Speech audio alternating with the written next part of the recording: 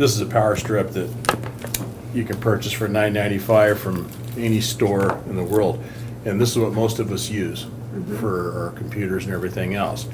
Well, the way to use this to your benefit and for the least amount of money and the best bang for the buck, you would demonstrate it like this. You plug your power into the strip,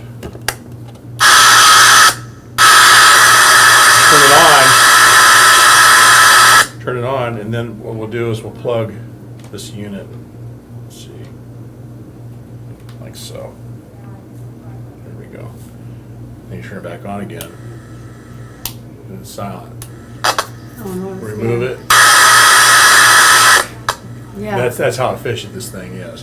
Field coupled noises from radio frequency interference and electromagnetic interference from proximity issues where other power cords or other speaker cables are generating or radiating electromagnetic energy. That can be picked up and played by the same power cord.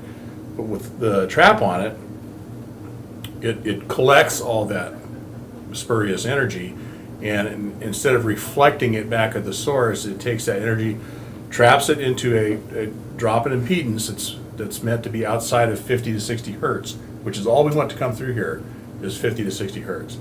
So if voltages kind of bounce through here that are above that or below that, the capacitors fill up. When they saturate, they dump it to ground through a little resistor that converts it to heat. So that's how the energy is dissipated, because it's converted. You can't eliminate energy, but you can convert it. The wall is just a wall. Yeah. Okay, if you plug something into it, then you're a load, then you have a purpose for it. So once again, we'll remove these.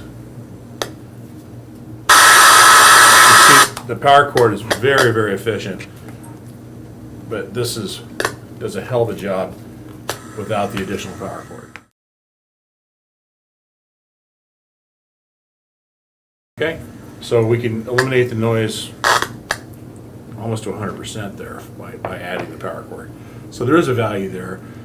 It's a very well shielded power cord. It's got 2 foil shields. It has a braid shield. So to answer your question, yes, you would use it at opposite ends of the room if you had, say, a projector on one end and you had your amplifiers and your players at the other end. Just remember that you have a 3-meter proximity issue that you're trying to operate within. And many times there's a limited number of outlets. And that's where a power strip comes in. And we're putting the filter on that.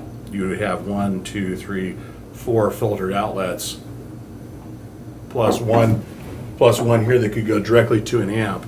But again, that's where I would plug in the filter cord, is right above it.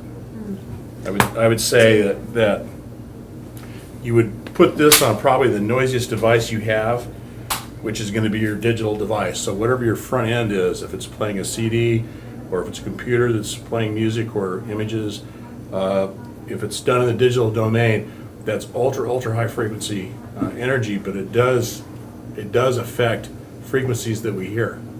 And when you inject that into the system, it's got a life of its own. It goes around and it corrupts all kinds of other things. You can see it in video and you can hear it in audio.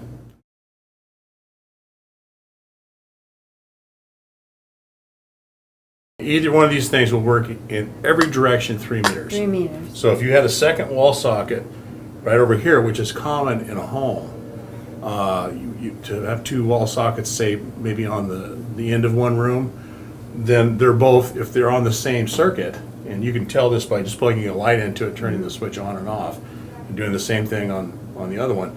If they're on the same circuit and they're within 10 feet or 3 meters, then both outlets are going to be conditioned by the same devices.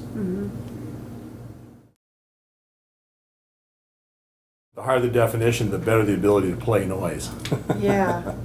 And so video noise shows up in the image, Yeah. as snow or halos or hum bars or So whatever. it helps the video image and the audio. 'Cause Yeah, it makes black or blacks. Wow. Black is the most difficult color to create Yes, I know. because it's all colors. Yeah. So that puts anything that's making color into 100% Yeah. throw to create that visual saturation of 100% black. Yeah. So that's where it shows up. So if you look in the shadows, they call it shadow detail.